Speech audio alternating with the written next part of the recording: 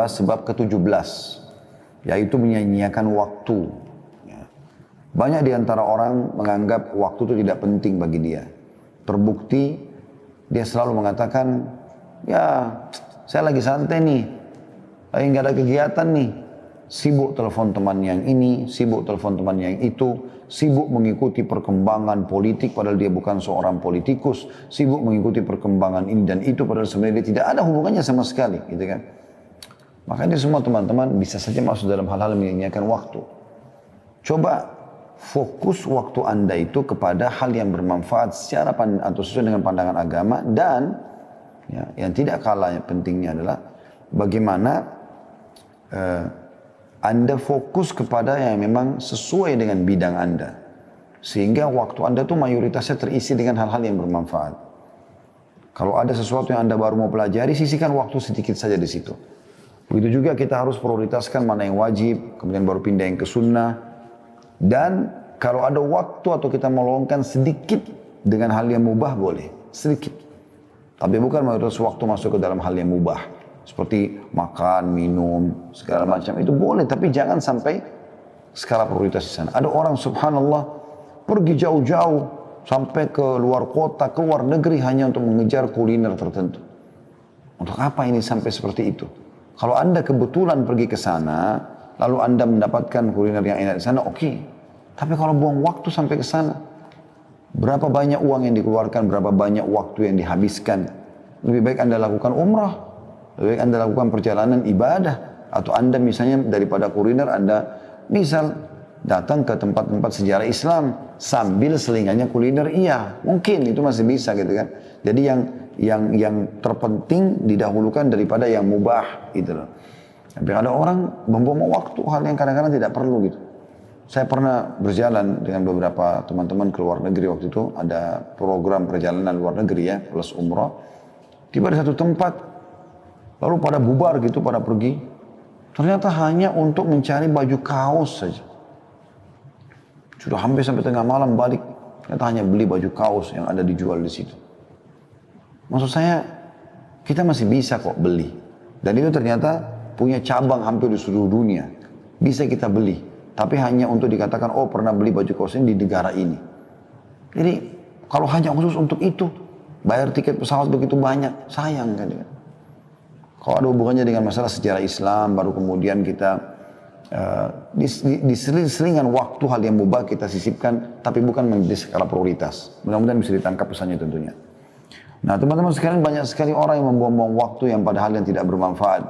Nongkrong, omong kosong gitu kan. Itu baru sia-sia. Sayang sekali. Sampai seorang salaf pernah melihat ada sebagian anak-anak muda lagi nongkrong, duduk-duduk di pinggir jalan, baring-baring, ngobrol omong kosong, ketawa-ketawa terbahak. Bukan tidak boleh. Tapi beliau mengatakan, andai saja waktu itu bisa diperjualbelikan, maka saya akan beli waktunya mereka itu. Sayang mereka buang-buang seperti itu. Ya. Kalau misalnya umur kita dikasih sama Allah SWT 90 tahun, 100 tahun misalnya.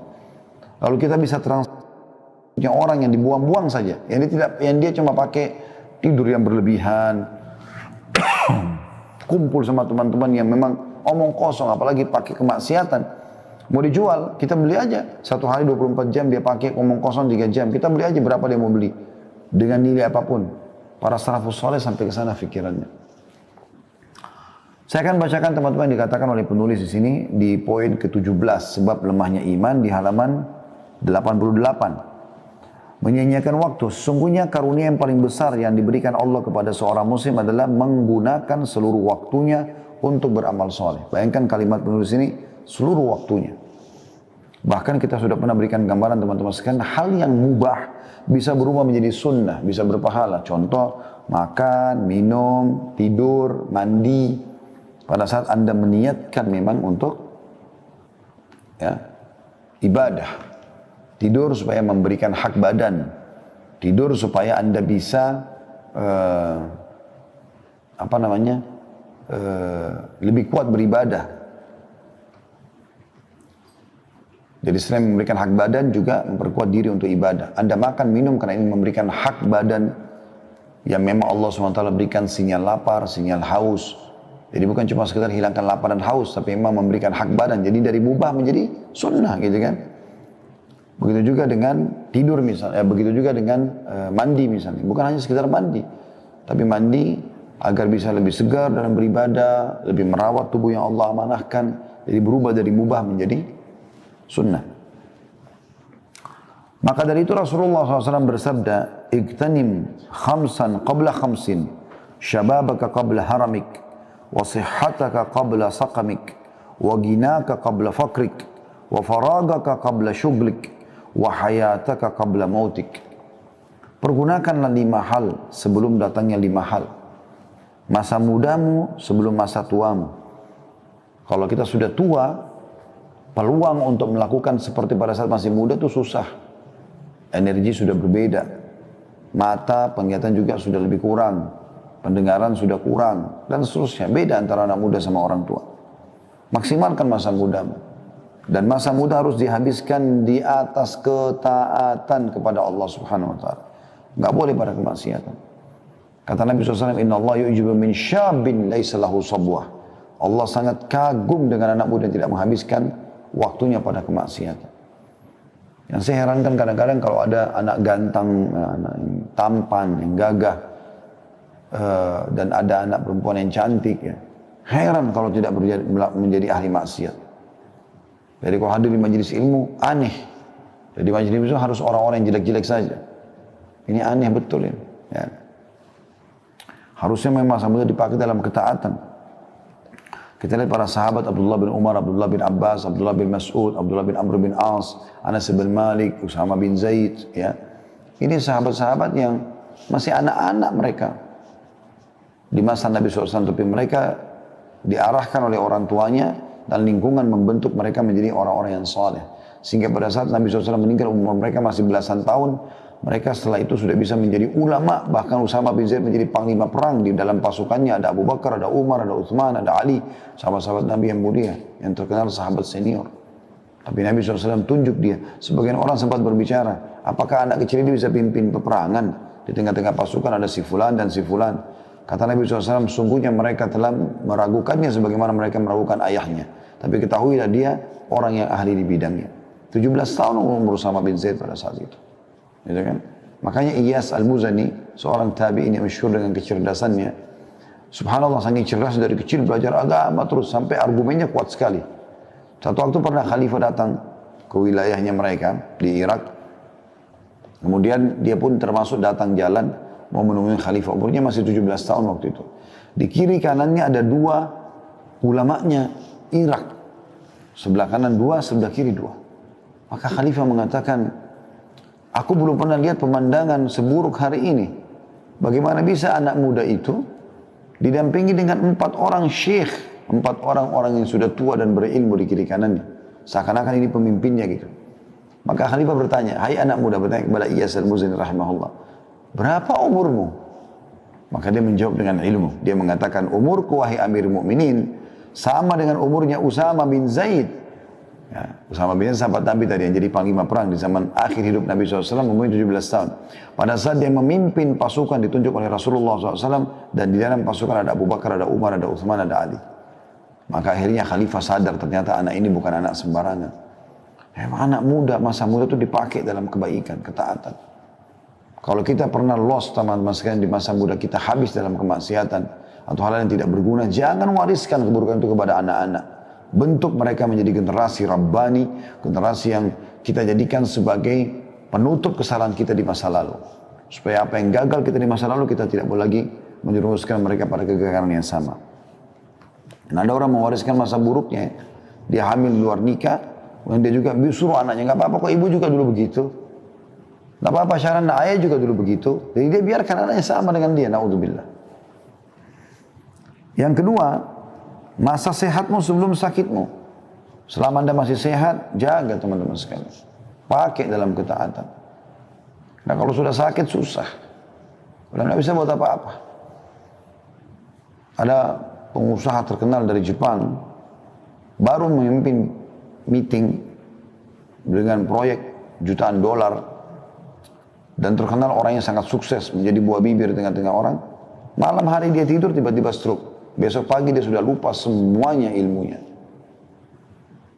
Perusahaannya tinggal hanya membiayai dia sampai dia meninggal. Gitu kan? Orang tidak tahu kapan terjadi masa itu kepada dia. Jadi gunakan masa sehatmu sebelum sakitmu. Kesempatan emas. Kemudian yang ketiga, kayamu sebelum miskinmu. Mumpung kaya, sedekah. Kalau sudah miskin, sudah susah nanti. Mumpung kaya, umrohlah, hajilah. Bersedekahlah.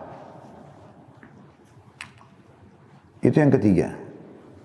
Yang keempat, waktu luangmu sebelum sibukmu. Jadi kalau pas ada waktu kosong, pakai dengan hal yang baik, hal yang positif. Kalau hal yang berubah masih boleh, tapi kalau sudah masuk kepada hal yang haram, jangan. Tapi kesempatan emas, mumpung lowong, pakai untuk hal-hal yang bermanfaat. Dan yang terakhir, yang kelima adalah hidupmu sebelum matimu. Orang kalau sudah mati terputus amalnya, kecuali sebagian kecil. Mungkin bisa terjadi, ya, kalau dia sudah mempersiapkan amal jariah misalnya buat dia, dan seterusnya. Ya. Jadi ada seseorang di Yaman, kaya raya, miliarder. Dia orang yang baik sebenarnya. Tapi dia selama ini selalu sibuk mengembangkan usahanya terus. Satu waktu, ini yang membuat dia sadar, sampai diangkat kisahnya itu kisah tentang 2 kilo atau sekilo anggur. Penyebab dia sadar. Dia lewat, waktu dia mau ke rumahnya, ada orang yang baru petik anggur dari pohonnya, dijual di pinggir jalan. Dia lihat, buah ini ranum, kelihatannya segar sekali, dia beli. Sekilo atau 2 kilo kalau saya salah ingat sekitar begitu. Dengan niat dia ingin bawa ke rumahnya, supaya nanti di rumahnya bisa makan sama anak dan istrinya. Begitu tiba di rumah, dia bilang sama anaknya sama istrinya, ini nanti sebentar habis sholat duhur kita makan sama-sama. Persiapkan aja, dikasihlah kepada mereka.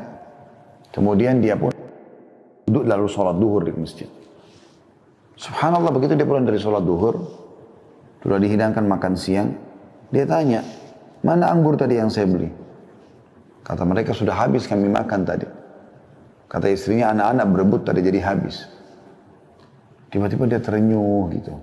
Dia berpikir, apa yang sedang terjadi? Sebenarnya orang ini mampu membeli seluruh kebun kurma, seluruh kebun anggur itu. Karena dia orang kaya raya, mampu dia beli, bukan cuma sekilo 2 kilo. Tapi mungkin pada saat itu, memang dia beli untuk sama-sama dinikmati. Kenapa dia nggak dilibatkan?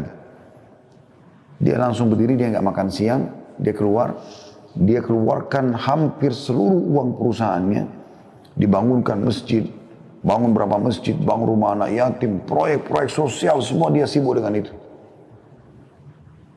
Orang-orang tiba-tiba heran melihat karena dia tidak pernah lakukan itu. Setelah selesai proyek itu ada yang bertanya, kenapa Anda tiba-tiba melakukan semua ini? Dia bilang, gara-gara sekilo atau 2 kilo anggur. Dia ceritakan. Saya beli, saya bawa ke rumah. Ternyata saya mau makan sama-sama. Mereka tidak memperdulikan keinginan saya itu. Padahal cuma sekilo anggur. Atau 2 kilo anggur. Mereka makan sendiri. Maka bagaimana saya bisa harapkan mereka pada saat saya sudah meninggal, mereka akan membangun masjid buat saya. Mereka akan berbuat amal saleh buat saya. Anggur saja mereka tidak mau sisain buat saya. Ini kan banyak terjadi begitu. Suami bawa makanan ke rumah, pulang pengen makan sudah nggak ada. Anak-anak sama istri sudah makan habiskan. Nggak ditinggalin buat suaminya. Nggak dilatih anak-anak biasa berbagi dengan ayahnya. Padahal dia yang kerja setengah mati. Subhanallah, seperti itulah. Jadi maksimalkan masa hidup sebelum matimu. Karena kalau sudah mati kita belum tentu bisa berbuat. Apalagi kita berharap ahli waris kita melakukan, belum tentu. Belum tentu semua itu. Kalaupun dia lakukan, berapa banyak yang dia lakukan dari kebaikan. Pasti dia juga akan penuhi kebutuhannya. Selanjutnya kata penulis, dan karena sangat urgennya waktu, maka Allah SWT telah bersumpah demi waktu dalam kitab suci, dalam surah Al-Fajr ayat 1 sampai ayat 2, A'udzubillahi minasyaitonirrajim,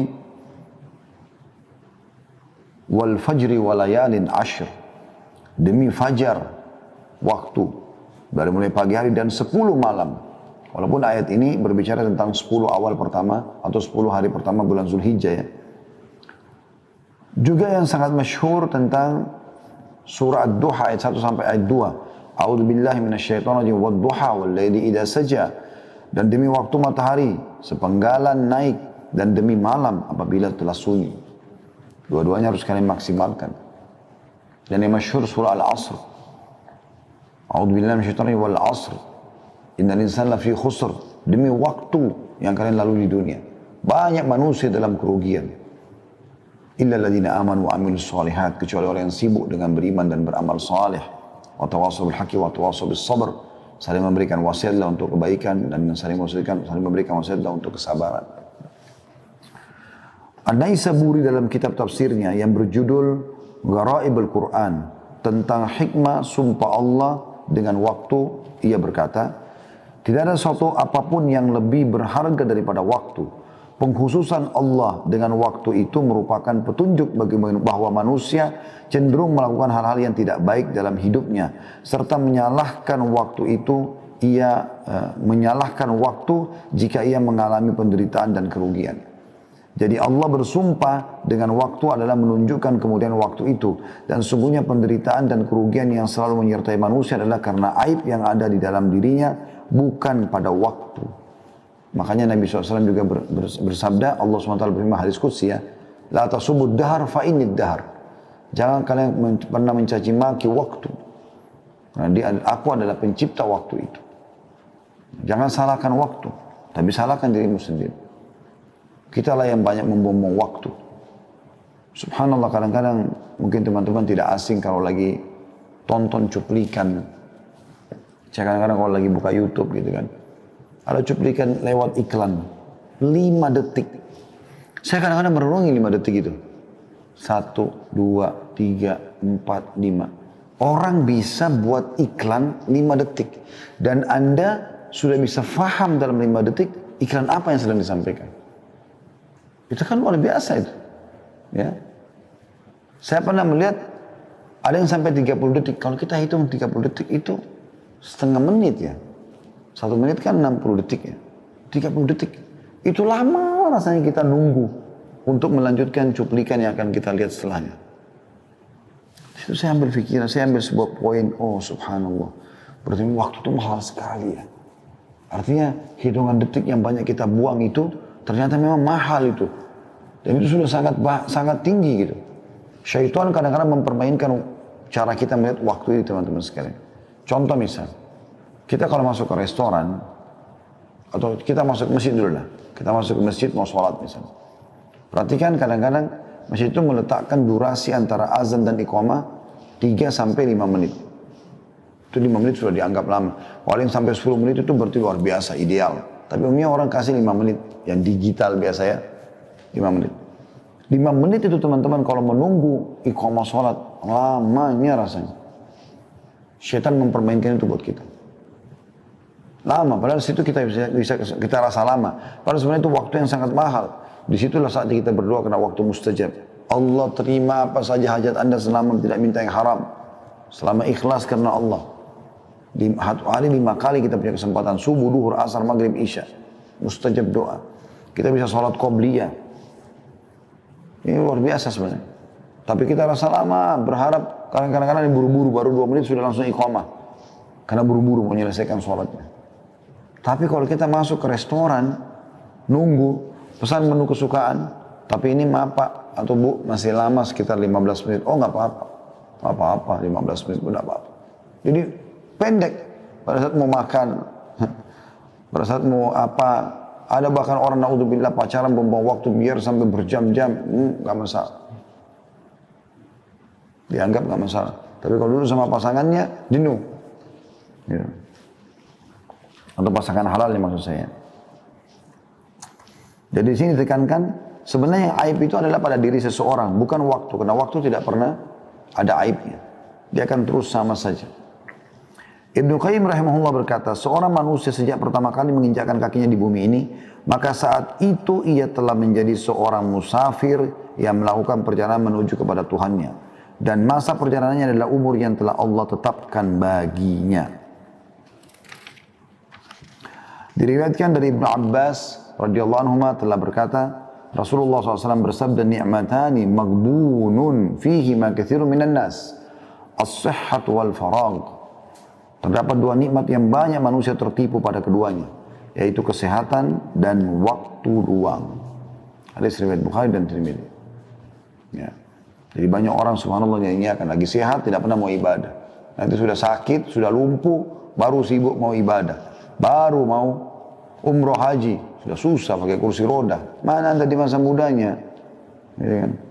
Sudah rabun matanya baru mau belajar Quran. Mana anda pada saat masih terang matanya? Ya. Nanti sudah terlilit utang baru berpikir mau sedekah. Bagaimana caranya waktu lagi lapang kenapa nggak sedekah? Gitu. Ya, sayang sekali. Ibnu Battal berkata, sedikit sekali manusia menyadari kedua nikmat itu dan mensyukurinya dengan kebaikan. Ya, nikmat sehat dan waktu luang ini adalah nikmat yang besar. Dan cara untuk mensyukuri nikmat itu adalah memaksimalkan keduanya. Maksimalkan kesehatan di atas ketaatan, maksimalkan waktu luang di dalam ketaatan. Waktu adalah umur manusia dan kehidupannya. Hari yang berlalu makin mendekatkannya kepada kehidupan akhirat. Dan hari-hari itu ibarat sebuah gudang. Lalu apa yang disimpan di dalamnya? Kata Hasan Basri rahimahullah, hai manusia, hai anak Adam, kau hanya adalah potongan waktu. Potongan waktu. Potongan hari. Kalau sudah lewat satu hari dari hidupmu, maka ada yang hilang dari bagian tubuhmu. Yahya bin Mu'adz Ar-Razi berkata, membuang waktu lebih buruk dari kematian. Sekali lagi, Yahya bin Mu'adz Ar-Razi berkata rahimahullah, membuang waktu lebih buruk daripada kematian. Sebab membuang waktu berarti menghentikan kebenaran, sedangkan kematian berarti perpisahan dengan manusia. Seorang pria berkata kepada Daud At-Ta'i, nasihati aku. Maka kedua matanya berlinang air mata dan berkata, wahai saudaraku, sesungguhnya siang dan malam adalah fase-fase yang dilewati oleh manusia satu persatu. Hingga semua itu berakhir sampai pada akhir perjalanan mereka. Maka jika engkau mampu untuk menyiapkan bekal setiap hari, maka bagi dirimu untuk menghadapi kematian, maka lakukanlah. Karena sungguhnya perjalanan itu akan berakhir dengan cepat, atau bahkan lebih cepat dari apa yang engkau duga. Maka hendaknya engkau membekali dirimu dan lakukanlah sesuatu yang pernah engkau lakukan untuk bekal itu. Dan sungguhnya aku akan mengatakan kepadamu semua, sedang aku tidak mempunyai seseorang yang lebih mengabaikan waktu daripada aku sendiri. Karena kan kemudian beliau bangkit dan pergi meninggalkannya. Ya. Jadi orang-orang yang banyak memahami tentang masalah pentingnya waktu ini, betul-betul mereka berhati-hati sekali. Setiap detik dalam hidupnya, setiap menit, setiap jam, setiap fase waktu pagi, siang, sore, malam adalah sesuatu yang berharga bagi dia. Dia tidak akan sia-siakan. Dia cuma selalu bertanya kebaikan apa setelah kebaikan apa. Jadi selalu kebaikan kepada kebaikan yang lain. Terus saja begitu. Kata beliau, semoga Allah memberikan rahmatnya kepada para salaf atau pendahulu kita. Mereka benar-benar mengetahui akan pentingnya waktu dan mereka benar-benar telah memeliharanya dengan sebaik-baiknya. Hingga mereka tidak pernah membuang waktu walaupun sesaat. Dan alangkah celakanya kita, walau kita berlalu dengan sia-sia tanpa faedah. Atau waktu kita berlalu sia-sia tanpa faedah. Kematian selalu datang menimpa orang-orang yang berada di sekitar kita secara tiba-tiba. Akan tapi semua itu tidak menjadi pelajaran dan peringatan bagi kita. Bahkan yang terjadi adalah penyanyian terhadap waktu dan sikap selalu tanda kutip menunda-nunda dan terus menunda. Celakalah, kemudian aduhai, betapa waktu-waktu berlalu dan tidak akan pernah kembali. Lalu apa yang telah kita simpan di dalamnya dan bagaimana kita telah menyia-nyiakannya. Pernah Hasan Basri rahimahullah jalan dengan seorang anak muda, ngantar jenazah. Pas lagi antar jenazah, karena dia seorang ulama, orang perhatikan apa yang dia lakukan. Dia sambil berzikir, subhanallah, alhamdulillah, la ilaha illallah, Allah akbar, terus berzikir. Tapi hanya dia sendiri yang mengucapkan. Rupanya ada satu anak muda perhatikan itu. Dia bertanya, wahai imam, kalau imam itu kayak kita kiai, kenapa anda berzikir lagi antar jenazah? Maksudnya, apakah ini ada perintahnya, gitu kan? Bisa nggak jelaskan ke saya? Tapi dia mengatakan, kenapa anda berzikir? Kata Hasan Basri rahimahullah, diamlah wahai anak muda dan berzikirlah. Karena yang sedang kita antar ini sudah tidak bisa berzikir. Bayangkan, mereka ambil pelajaran dari jenazah itu yang sedang diantar. Tiba-tiba Hasan Basri berpikir, sekarang sudah mati, nggak bisa lagi berzikir. Andai dia dikasih kesempatan hidup, dia akan berzikir. Maka sekarang kita mumpung hidup berzikir loh. Seperti itu. Allah berfirman tentang bagaimana penyesalan orang yang menyia-nyiakan waktunya. Nanti pada hari kiamat mereka menyesal. Dalam surah Az-Zumar ayat 56 yang bunyinya A'udzubillahi minasyaitonirrajim. Antakula nafsun ya hasrata ala ma farrattu fi jambillahi wa in kuntu laminas sakhirin. Supaya jangan ada orang yang mengatakan amat besar penyesalanku atas kelalaianku dalam menunaikan kewajiban terhadap Allah. Sedangkan aku sesungguhnya termasuk orang-orang yang memperolok-olok agama Allah. Maksudnya menyesal kenapa dulu waktunya disia-siakan pada hal yang tidak bermanfaat. Makanya Ikrimah bin Abi Jahal radhiyallahu anhu, walaupun dia dulu benci sekali Islam bersama ayahnya Abu Jahal, tapi ayahnya meninggal dalam keadaan kufur. Dianya meninggal dalam keadaan Islam tentunya. Bahkan mati syahid radhiyallahu anhu. Setelah masuk Islam, dia baru menyadari. Setiap dia pegang Al-Quran, dia baca, sambil nangis dia mengatakan, ini perkataan Tuhanku yang aku sia-siakan selama ini. Ini perkataan Tuhanku yang aku sia-siakan selama ini. Sambil dia baca Al-Quran itu. Kata penulis, dan problem yang berakar di dalam dunia kebangkitan Islam adalah masalah waktu. Sangat banyak waktu terabaikan. Betapa banyak hari berlalu tanpa arti. Seseorang di antara mereka hidup selebor tidak terarah, penuh dengan kebimbangan, tidak ada pedoman. Sudah tentu yang demikian akan menghasilkan kerugian besar bagi dirinya. Ibnul Jauzi berkata, aku melihat kebanyakan manusia umumnya melewati waktu mereka dengan cara yang aneh. Jika rata malam, maka mereka menghabiskan waktu untuk obrolan kosong yang tidak berguna. Atau membaca buku komik dan cerita murahan. Sedangkan jika datang waktu siang, maka mereka tidur atau menghabiskan waktunya atau duduk-duduk di pasar saja. Semoga Allah memberikan rahmatnya kepadamu wahai Ibnul Jauzi yang telah menasihati tadi kita. Karena demi Allah kata penulis, seakan-akan engkau menggambarkan keadaan kami saat ini dengan ucapanmu itu. Seakan-akan engkau hidup di tengah-tengah kami dan engkau melihat keadaan kami. Benar-benar satu orang bernilai 1000 dan 1000 bernilai seterumpa. Saya sangat prihatin terhadap sikap sebagian orang konsisten atau yang istiqomah, yaitu mereka yang telah menyia-nyiakan waktunya hingga hilangnya umur mereka. Berkumpul-kumpul hampir rutin setiap hari.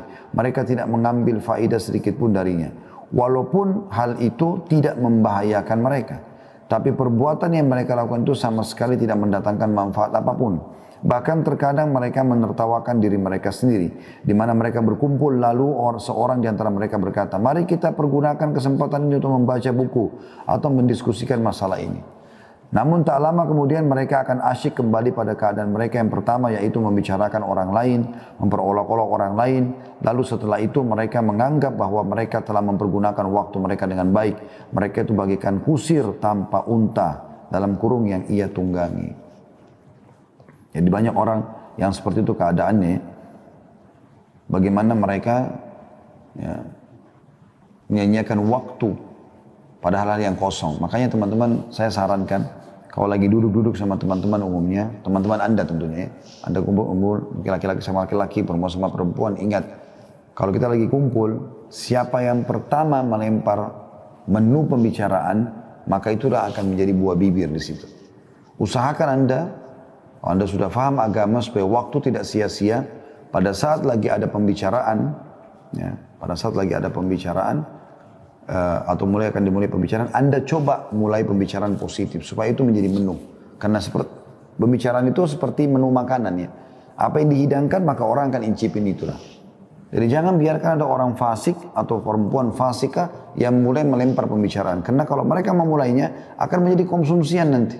Ada yang ceritakan tentang enaknya, asyiknya perzinahannya, asyiknya minum mabuknya, asyiknya narkotikanya dan segala macam. Akan menjadi pembicaraan dan akan bisa mempengaruhi orang di sekitar situ. Tapi kalau Anda mulai berbicara, oh kemarin itu ada ceramah, ada kisah tentang ini, ada ayat begini, ada hadis begini, akan jadi pembicaraan nanti. Kalau mereka belum paham, mereka akan bertanya kepada Anda dan mulailah terbuka pembicaraan. Saya berapa kali buat majelis begitu ya. Bahkan pernah di Masjid Haram Mekah, waktu itu lagi Ramadan, 10 terakhir Ramadan, banyak teman-teman lagi itikaf, saya kumpul sama mereka. Kemudian tiba-tiba saja pada saat lagi duduk, saya coba gitu kan, melemparkan beberapa perkataan atau pernyataan yang mungkin bisa membuka pintu diskusi. Alhamdulillah, terbukalah. Jadi bertanya, jadi hidup suasana itu. Dibandingkan kalau kita tidak coba melemparkan informasi-informasi positif seperti ini. Sedangkan sebagian lain, kata penulis selanjutnya, duduk di dalam rumahnya untuk membaca beberapa halaman dari sebuah buku, kemudian ia keluar untuk menemui orang lain. Seakan-akan ia adalah Ibnu Aqil atau seorang ulama yang masyhur ya. Ketahuilah bahwa sedikit perbuatan kebaikan yang dilakukan dengan penuh konsisten, serta terus menerus adalah lebih baik daripada banyak kebaikan yang dilakukan dengan tersendat-sendat. Terdapat beberapa faktor yang menghambat seorang muslim untuk memanfaatkan waktunya. Yang pertama, selalu menuruti hawa nafsu, sehingga waktunya terbuang-buang. Itu di sini yang dimaksud adalah nafsu pada hal-hal negatif ya. Karena kalau nafsu yang dilampiaskan pada pasangan halal, itu tidak ada masalah. Ya, atau mengurus sesuatu yang nanti ada manfaatnya dengan kedekatannya kepada Allah SWT. Karena Nabi SAW mengatakan itu. Tidak akan dianggap sia-sia seseorang yang sibuk mengurus alat-alat perangnya, hewan tunggangannya ya untuk berjihad, dan juga bercandanya suami istri untuk menghibur satu sama yang lain. Nah, itu halal gitu kan. Yang kedua, banyak angan-angan, berangan-angan kosong. Kita boleh punya angan-angan positif. Ya. Kita boleh punya himmah, semangat, keinginan besar menjadi orang yang besar, iya. Tapi jangan angan-angan kosong, teman-teman. Jadi kadang-kadang angan kosong seperti misalnya, bagaimana ya kalau tiba-tiba malam ini tidak ada ya, siang aja yang ada. Lalu terjadi diskusi panjang lebar tentang masalah itu. Apa manfaatnya? Kan tidak akan mungkin terjadi. Tidak akan mungkin terjadi. Bagaimana kalau perempuan di muka bumi sudah tidak ada lagi semuanya, laki-laki semua, bagaimana ya? Untuk apa dibicarakan? Manfaatnya apa? Terus terjadi pembicaraan panjang lebar dalam masalah itu. Itu kadang-kadang angan-angan kosong.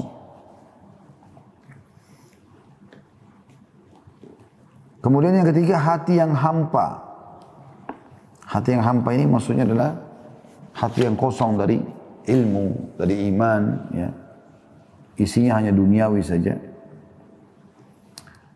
Tiga hal ini yang beliau sebutkan lalu mengatakan, dan terdapat beberapa faktor yang dapat membantu seorang untuk memanfaatkan waktunya, antara lain mengetahui pentingnya waktu, kayak kita bahas sekarang ini. Yang kedua, bersikap zuhud terhadap kehidupan duniawi. Selalu menyadari dan menanamkan dalam dirinya ada kehidupan akhirat. Dunia hanya kita lewati. Sehebat apapun Anda jaga kesehatan, setampan dan secantik apapun paras wajah Anda, ya, setinggi apapun titel pendidikan, sebanyak apapun harta Anda kumpulkan, Anda akan mati. Kita semua calon mayit, dibungkus kain kafan, semua akan ditinggalkan. Dan hanya jadi kenangan, oh itu sepatunya dia, oh itu bajunya dia, oh itu rumahnya dia, oh itu istrinya dia, oh itu suaminya dia, itu anaknya dia. Dan Anda hanya dikenang beberapa hari. Saya pernah kasih contoh rasional itu ya. Kalau kita telusuri ke atas kita, ayah mungkin kita masih kenal. Kakek mungkin sebagian kita masih kenal. Sebagian bukan semua. Ayahnya kakek, saya yakin kita sudah tidak kenal. Mungkin kita tidak tahu dia nikah sama siapa. Mungkin kita tidak tahu berapa anaknya. Jarang orang tahu. Apalagi kalau kita sudah bicara kakeknya kakek. Lebih jauh lagi. Artinya, generasi yang akan mengenang Anda yang terdekat saja. Selebihnya sudah tidak diingat lagi. Makanya ada pepatah mengatakan, sesungguhnya manusia itu mati dan tidak mati tulisannya. Atau tidak mati amal solehnya. Iya, itu benar. Amal jariahnya, itu benar. Maka tinggalkan pada saat kita meninggal, teman-teman, sesuatu yang terus membuat kita panen pada saat kita sudah meninggal. Itu yang kedua. Yang pertama tadi mengetahui pentingnya waktu. Yang kedua, bersikap zuhud terhadap kehidupan dunia. Yang ketiga, ingat akan mati. Jadi kita pasti akan meninggal dunia. Yang keempat, takut kepada Allah. Jangan sampai melanggar hukum-hukumnya karena hukumannya berat. Yang kelima, selalu berdoa agar diistiqomahkan. Seperti doa yang masyhur yang Nabi SAW ajarkan kepada sahabatnya Mu'adz bin Jabal radhiyallahu anhu. Pada saat lagi boncengan di satu tunggangan, lalu Nabi SAW mengatakan, hai Mu'adz, demi Allah aku mencintaimu. Maka aku ingatkan, jangan pernah kau meninggalkan selepas sholat 5 waktu. Allahumma inni ala dzikrika wa syukrika wa husni ibadatik. Ya Allah, tolonglah aku agar selalu ya, berzikir kepadamu, bersyukur kepadamu, dan juga memperindah ibadah untukmu. Selanjutnya yang keenam, menumbuhkan kemauan tinggi. Maksudnya untuk menjadi orang yang baik. Yang ketujuh, mengetahui akibat buruk pengangguran. Kata Umar bin Khattab radhiyallahu anhu, kadang-kadang saya lewat atau ada orang lewat di depan saya kagum dengan tampan dan penampilannya. Tapi pada saat saya tanya dikatakan dia pengangguran, maka jatuh dari mataku. Pernah juga ada orang duduk-duduk di masjid. Oleh Umar bin Khattab dilihat ini orang duduk, ditanya sama Umar, kenapa kalian di sini? Mereka bilang kami sedang menunggu rezeki Allah. Kata Umar sambil menghardik mereka, keluarlah dari masjid. Carilah karunia Allah, karena belum pernah Allah catatkan akan turun hujan emas dan perak dari langit. Itu yang ke-7, mengetahui akibat buruk pengangguran. Yang ke-8, membuat jadwal yang variatif untuk menghabiskan waktu. Dari positif ke positif. Dari sini ke sana. Jam sekian sampai jam sekian. Kita tahu. Kalau perlu kita hitung per detiknya. Yang ke-9, mengetahui keutamaan nilai masa muda. Karena kita kalau tahu ternyata kalau masa muda kita sehat dan segala macam. Kita lebih kuat lah. Teman-teman yang sudah tua mungkin mengetahui masalah itu. Bahkan pepatah bahasa Arab mengatakan, Laita syababu ya'udu yauman. Coba seandainya masa muda bisa kembali sehari saja. Saya berapa Anda menyembunyikan keriput-keriput wajah Anda, tubuh Anda. Kalau masa tua datang, pasti akan seperti itu. Sampai sebagian ulama mengatakan, datangnya generasi kalau orang sudah punya anak, makin banyak anaknya dan makin tumbuh besar anaknya bertanda-tanda kematian dia. Karena sudah ada generasi yang akan menggantikan dia. Yang ke-10, mengetahui teknik bagaimana orang-orang soleh memanfaatkan waktu mereka. Ini dengan cara banyak membaca kisah orang-orang soleh. Makanya teman-teman kita membedah tablik akbar, serial tentang sahabat sampai 40 lebih episode. Ya insya Allah Allah teruskan, lanjutkan kita bedah sampai 4 jilid buku serial sahabat. Kita juga akan masuk insya Allah nanti ke serial sahabiat. Kita akan masuk ke 25 kisah Nabi dan Rasul dan seterusnya. Kata penulis sebagai penutup, maka berhati-hatilah wahai saudaraku yang konsisten untuk tidak membuang waktumu dengan sia-sia hingga engkau kehilangan kebahagiaan hidup di akhirat. Dan hendaknya engkau selalu ingat tentang sesuatu yang telah engkau lakukan untuk agama dan untukmu. Ya. Dan jadikanlah Allah dan kehidupan akhirat sebagai perhatian dan tujuanmu. Kalau Anda biasa, subhanallah, biasa memaksimalkan waktu, Allah subhanahu wa ta'ala akan memberkahi waktu Anda itu. Saya kasih contoh misal, tentu ini bukan karena sayanya, tapi saya kasih contoh apa yang terjadi saja. Saya pernah subhanallah di salah satu tahun-tahun yang lalu, mungkin sekitar 4-5 tahun yang lalu, waktu itu musim haji saya nggak haji gitu. Ada beberapa jemaah yang memang kenal saya dan punya nomor handphone saya. Maka lagi haji, mereka sibuk bertanya kepada saya, Ustaz, saya besok akan masuk ke Mina, hari Tarwiyah, apa yang saya harus lakukan? Ustaz, besok ke Arafah, apa yang saya lakukan? Ustaz, saya sekarang lagi di Arafah, jam sekian di sini sekarang, apa yang saya harus lakukan? Apa hukumnya begini, apa hukumnya begitu. Padahal di travel itu ada ustadznya. Ada ustadznya. Saya tiba-tiba berpikir pada saat itu, subhanallah. Alhamdulillah Allah masih mau, maha suci Allah. Ya. Dan segala puji bagi Allah. Allah masih mau libatkan saya di pahala hajinya orang ini. Kenapa kok dia terfikir dan siapa yang gerakkan dia untuk bertanya ke saya? Kenapa dia tidak bertanya kepada ustadznya yang ada di kemahnya dia? Maka Allah mau melibatkan kita di situ. Kalau teman-teman membiasakan diri untuk memaksimalkan waktu, Allah akan berkahi itu.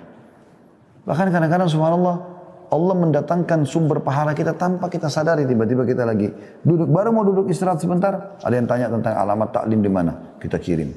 Tiba-tiba kita lihat cuplikan, oh ternyata ini cuplikan tentang penyadaran, tentang keimanan, tentang masalah kematian. Tiba-tiba kita share ke grup. Ada saja subhanallah manfaat yang diberikan. Tinggal bagaimana Anda membiasakan untuk mengerjakan perbuatan baik itu, Allah nanti akan mudahkan kita selalu mengerjakannya. Bahkan akan muncul ide-ide yang sangat banyak dari perbuatan amal soleh itu. Allahu a'lam.